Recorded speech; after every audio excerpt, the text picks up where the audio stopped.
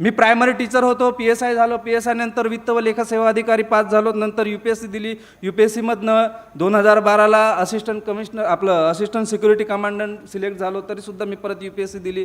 PIचं माझं प्रमोशन आले. माझी मुलं 8वीला आहे, एक मुलगी 8वीला, मुलगा 7वीला, तरी मला हे करायची गरज काय? आदिवासी पावरा समाजातनं मी पहिला व्यक्ती आहे की महाराष्ट्रातला की मी UPSC पास झालेलो आहे. आणि मला नुसताच आदिवासी पावरा समाज नाही तर संपूर्ण युवक जे ग्रामीण भागातले आहेत त्यांच्यासमोर एक आदर्श तयार करायचं होतं, एक परिस्थिती अशी तयार करायची होती की कोणी ठरवलं ते करू शकतं, फक्त त्याच्यामध्ये जिद्द पाहिजे. माझ्या एका